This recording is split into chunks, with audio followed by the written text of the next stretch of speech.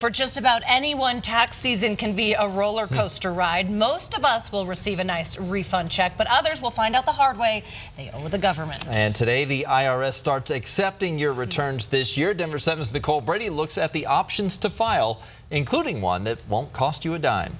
Preparing and filing your tax return could be a simple process, or you could end up feeling buried by forms and schedules A, B, C, D, E, etc.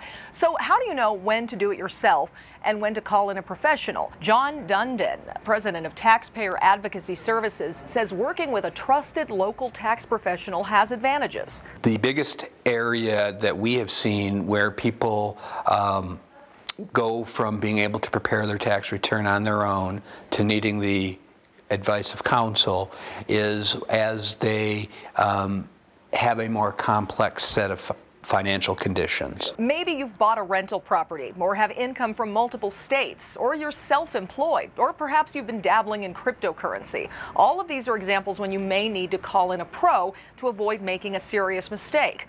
But before you hire someone, do a background check. You want to make sure that you go around and check out the person that you're considering hiring.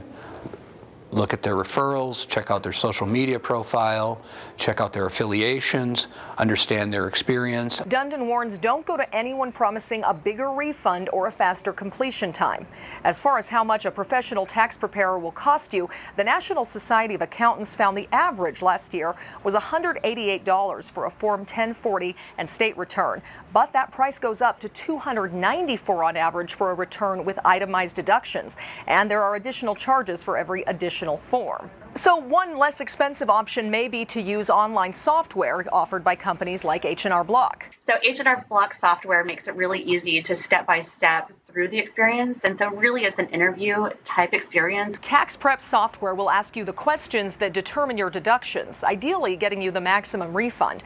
If you're going the DIY route, your first step would be to determine which package you need. Sites like H&R Block and TurboTax have free options, but for more complex returns, you may need to pay for a premium package.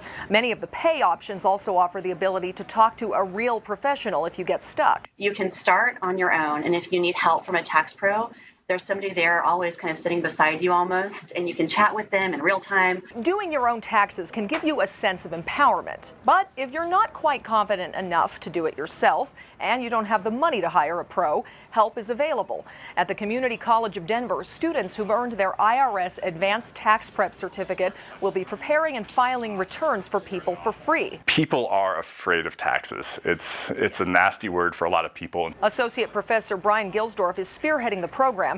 From February 1st through March 14th, CCD will offer its Tax Help Colorado service to anyone with a household income under $56,000. We usually do 500 households per year, generating usually over $1 million in federal and state income tax refunds. Sahara Sagita, who did accounting in her native Indonesia, is looking forward to getting people some money back from Uncle Sam. There is nothing free in Indonesia. Wow. Yes.